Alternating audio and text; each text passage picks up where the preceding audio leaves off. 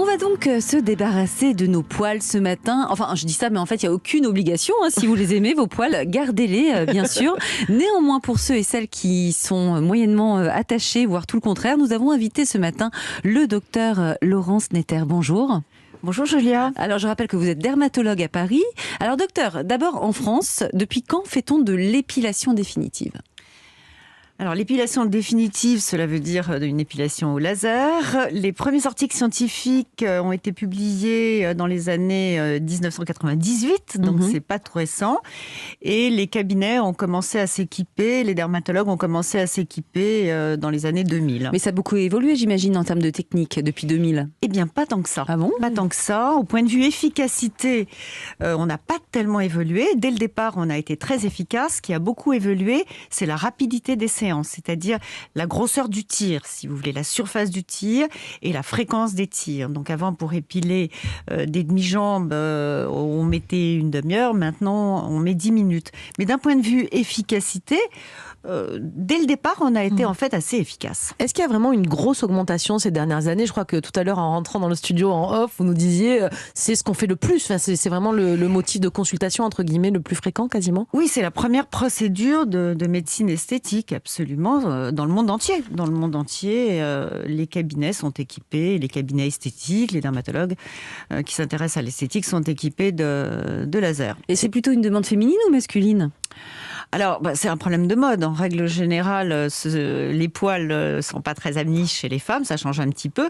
Mais alors que chez les hommes, il n'y a pas ce problème-là. Donc, il y a évidemment beaucoup plus de femmes qu'on épile que d'hommes. Mais la mode actuelle pousse les hommes à franchir les portes de nos cabinets et à demander. Temps en temps, ouais. Oui, les poils, c'est pas très mode. Et ils aiment pas quoi ? Les poils dans le dos, les hommes ? Les poils dans le dos, réajustement de la barbe. Même si la barbe est à la mode, on aime bien que les bords soient bien nets. Et vous pouvez faire ça, vous ? Délimiter une barbe ? Oui, partout où il y a des poils, elle peut agir quasiment partout où il y a des poils. D'accord. Avec des succès qui sont un petit peu liés aux localisations. Ça marche moins bien dans certaines localisations, mais on peut épiler. Lesquelles, par exemple, ça marche moins bien où ? Chez les femmes ou chez les hommes ? Partout. Ouais. Alors, on épile chez une femme sans aucun problème, en 6 à 8 séances, on va dire, espacées à peu près sur 1 an et demi, 95% des poils, à partir du moment, mais on en reparlera peut-être, où l'indication est bonne. Par contre, c'est plus compliqué au niveau du visage, c'est-à-dire que le poil est hormonodépendant, et donc... il peut revenir avec la ménopause, oui, ou des choses comme ça. On peut même avoir des non-succès. Et puis, sur chez des les zones hommes comme les lèvres génitales, on n'a pas non plus de gros succès. Il y a une grosse demande et il faut prévenir au départ. En fait, la consultation au départ est indispensable. Il faut une consultation. On ne part pas comme ça dans pour que l'indication soit bien posée. Il faut que l'indication soit bien posée. Il m'arrive très fréquemment de dire non, vous avez une mauvaise indication, je ne vais pas vous épiler. Il faut expliquer à la femme le nombre de séances. Oui. Chez les hommes, je crois qu'il est conseillé de faire leur épilation définitive un peu plus tard que ce qu'ils souhaiteraient parce qu'il faut attendre, parce que la pilosité n'est pas forcément définitive tout de suite. Voilà, plus âgée que les femmes en tout cas, c'est ça ? Oui, il faut attendre une certaine maturité pilaire pour démarrer. Quel âge la maturité ? C'est-à-dire que chez les hommes, il y a encore une pilosité qui s'installe à 30 ans. Et donc, il ne faut pas le faire trop jeune. Mais bon, c'est une notion, mais malgré tout, ça jouera sur quelques séances de plus si on démarre tôt. Mais il n'y a pas d'âge limite pour commencer une épilation. Mais il y a quand même un âge du poil. J'ai l'impression que, c'est ce qu'on se dit entre copines, qu'en vieillissant, les poils sont moins drus. On perd ses poils ? Oui, on a moins de poils en vieillissant. Il y a plusieurs raisons à ça. Le poil, c'est un peu comme le cheveu. Il a été programmé pour pousser un certain nombre de fois. Puis au bout d'un certain nombre de cycles, il s'épuise un petit peu. Et puis les femmes qui ne font pas d'épilation laser, elles s'épilent soit à la cire, soit avec un petit appareil électrique. Et ça épuise un petit peu le poil. C'est l'avantage de vieillir, c'est ça. Ah oui, il en faut quelques-uns, Mélanie. Il en faut quelques-uns. Expliquez-nous quand même rapidement, là, quel est le principe donc, de l'épilation définitive. Vous avez dit donc il y a des lasers. Et c'est quoi le laser? Il va aller brûler le poil? Alors, un petit peu de physique. On va essayer de faire simple. Après la philo, la physique. Mais rendez-la sexy, la physique. Je préfère la philo, moi. Allez, c'est un challenge. On le prend. Le laser, c'est de la lumière. C'est de la lumière qui... tous les éléments de lumière vont dans le même sens. Et donc, ça confère à la lumière une puissance et une précision extrême.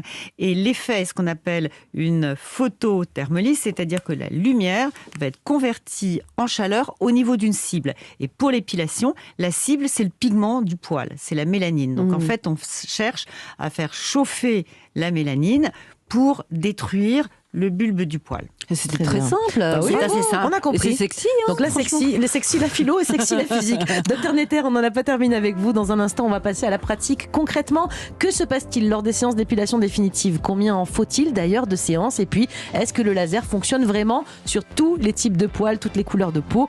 On vous dira tout et c'est promis, ce sera sans douleur en plus sur Europe 1. 11h30 sur Europe 1. Bien fait pour vous. Mélanie Gomez et Julia Vignali. Vous êtes sur Europe 1 et c'est bien fait pour vous, en direct jusqu'à 12h30. C'est votre émission Bien-être tous les matins et à nos côtés pour parler d'épilation définitive, le docteur Laurence Netter est toujours en studio avec nous. Alors je rappelle que vous êtes dermatologue à Paris. Docteur, avant de rentrer dans le vif du sujet, est-ce qu'il y a des gens chez qui on ne peut pas faire l'épilation définitive pour des raisons X ou Y ou alors pour des raisons médicales ? Alors, tout repose sur la façon dont marche le mode d'action du laser. Pour bien épiler, il faut que la cible soit bien marron, puisque c'est ce qui va chauffer. Il faut que plus le contraste entre la peau et le poil est important, plus ça va marcher. Moi, je suis une très mauvaise candidate. On m'a déjà refoulé 2 fois. Je suis très blanche et j'ai les poils roux. Alors, je suis désolée pour vous. Effectivement, les poils roux, ça ne marche pas parce que. Mais au moins, on m'a dit de ne pas gaspiller mon argent pour rien. Exactement. Les poils roux ne marchent pas. Non, les poils roux ne captent pas. Absence de mélanine, en fait. Ne aussi, captent pas. C'est pas tout à fait l'absence, c'est que vous n'avez pas la même mélanine. Donc la candidate ou le candidat idéal, il a la peau blanche très et des blanche poils et le poil très épais.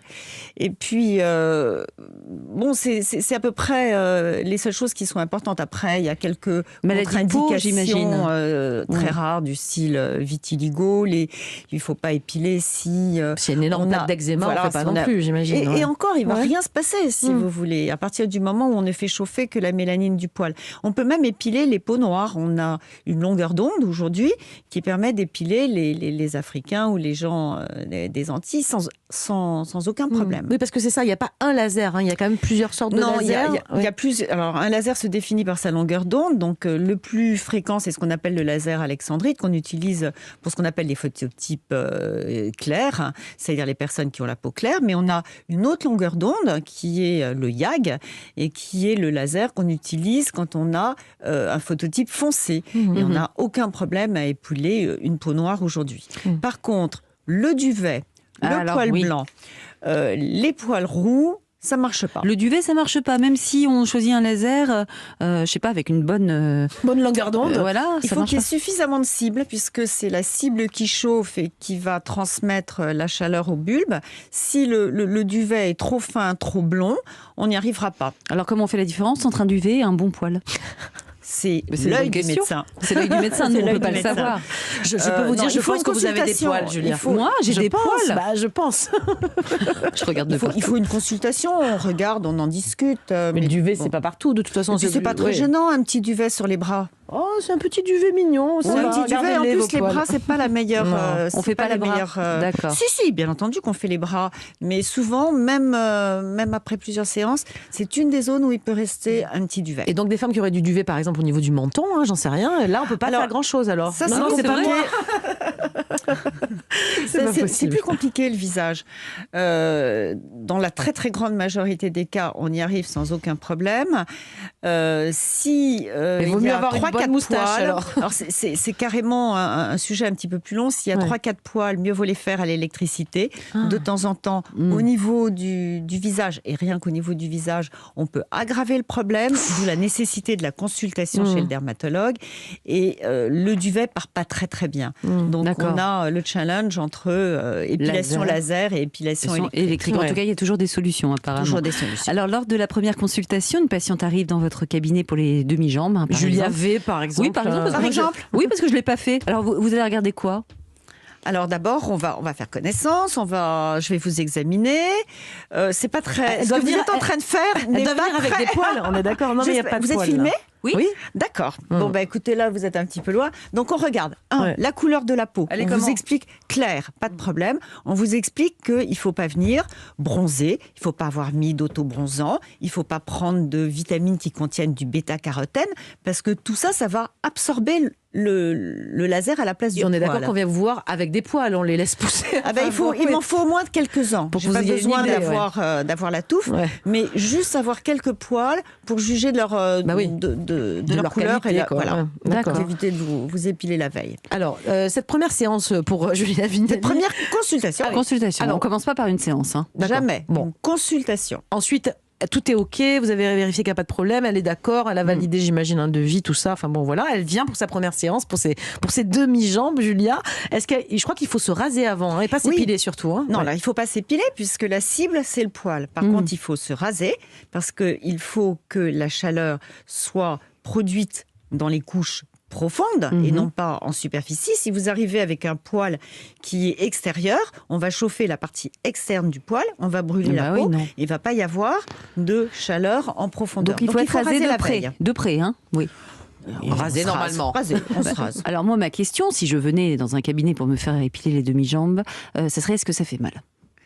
Alors, la douleur, d'abord, elle est très fonction de votre perception personnelle, mais entre autres, elle est proportionnelle à l'épaisseur du poil. Plus le poil est épais, plus il y a de chaleur. Ça risque de vous faire mal, Julien. Plus c'est douloureux. J'ai un poil épais sur le menton. Non, c'est pas vrai. On m'avait dit qu'on comparait cette douleur à un élastique qu'on nous claquerait sur la jambe. Petit peu. Quoi, Enfin, dans la très très très grande majorité des cas, les patientes le supportent. Il n'y a absolument aucun problème. Moi, je fais mettre de la crème anesthésiante. Ah, on a le droit. Absolument. Sur certaines zones comme le maillot. Le maillot, ça fait vraiment mal.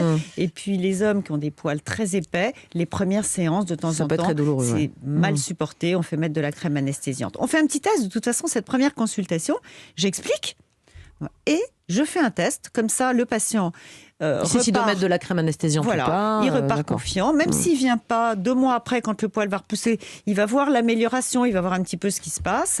Et puis, l'ordonnance. Vous avez dit que c'était assez rapide aujourd'hui, les séances, pour des demi-jambes, environ une dizaine de minutes, enfin 15 10 minutes. C'est un petit peu court, mais disons 20 minutes. J'ai dit 10 minutes. Oui, vous avez dit 10 minutes. Alors, on va traîner un petit peu avec les houilles. Avec Julien, on s'arrête un petit peu. Faut compter au moins 20. Non, 20 minutes. Par demi-jambe ou en tout ? Non, 20 minutes pour les deux. 10 minutes par jambe. C'est ça que vous aviez dit tout à l'heure. Ça. Et après la séance, est-ce qu'il y a des soins à faire, des crèmes, je sais pas, à mettre sur la zone traitée ? Non.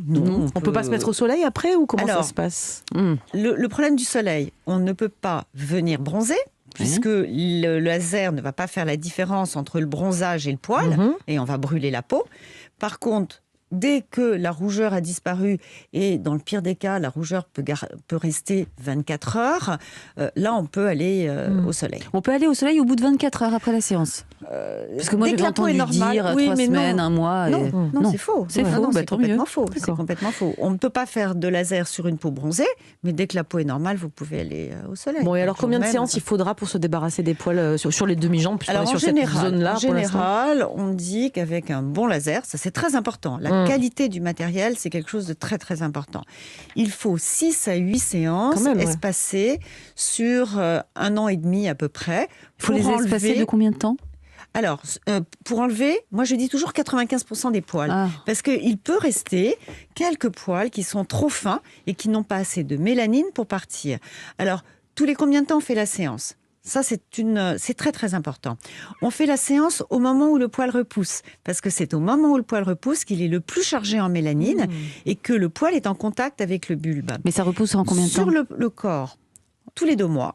2 mois sur le visage. Le cycle pilaire est différent, c'est tous les mois.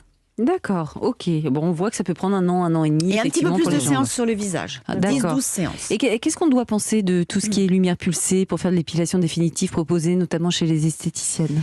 Alors, la lumière pulsée, techniquement, on va pas rentrer trop dans la physique, mais c'est une lumière qui n'est pas ce qu'on appelle cohérente. C'est-à-dire que les photons, ils vont dans tous les sens.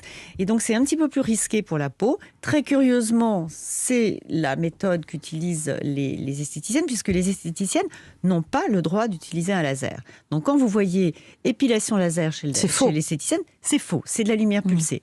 Maintenant, si on a une bonne lumière pulsée, une lumière médicale, elle épile correctement.